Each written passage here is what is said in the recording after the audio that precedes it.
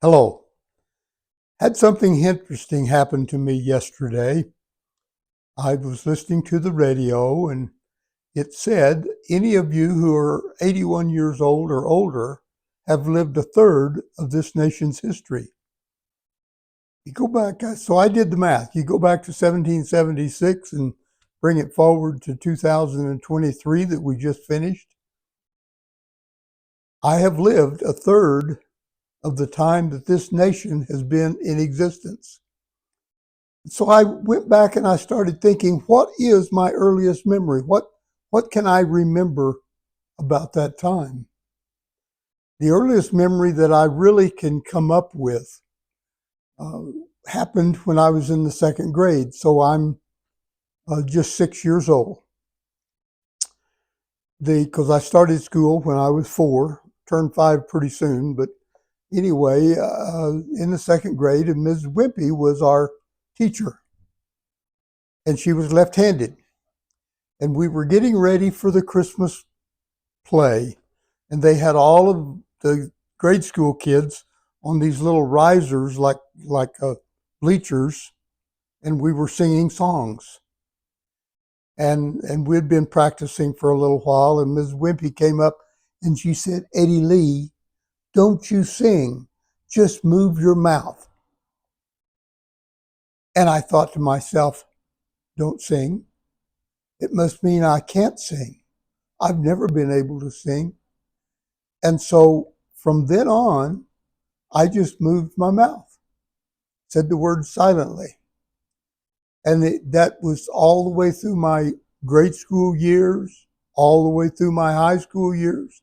And in fact, when I was a senior in high school, Ronnie Stanley and I performed a vaudeville act on stage where we were singing, but we were lip syncing a song.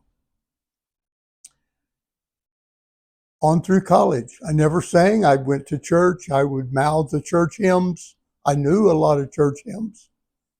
I met Camary, and I would go to church with the Camary, and I soon learned the church hymns for the Church of Jesus Christ of Latter-day Saints. They have some wonderful hymns, and I would just mouth them in church.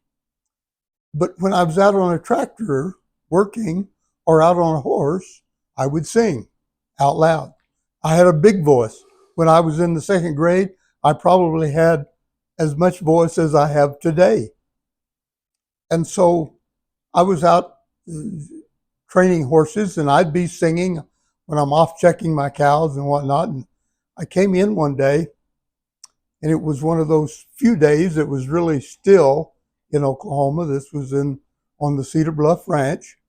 And after Camary and I were married, and I'd been off in the timber checking cattle, and I was singing. And Camary asked me, she said, "Lee, why don't you sing when we go to church?" I said, "I've been told I can't sing."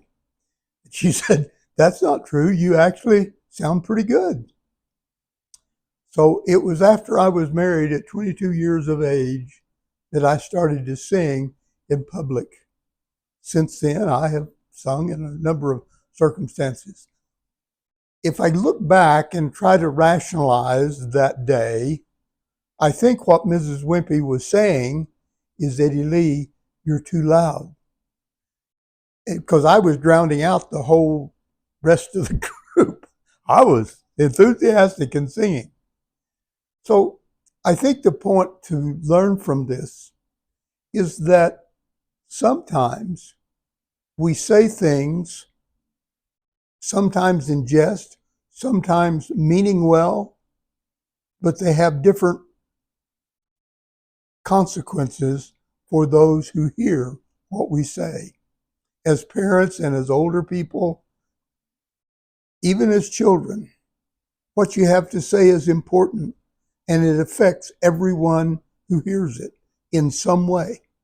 And so learn to think first and speak later, so that what you say is really what you mean, and think of ways other people can interpret that. Certainly, I think and hope that I interpreted Mrs. Wimpy wrong, but I know that I was too loud. Looking back, I was singing with gusto.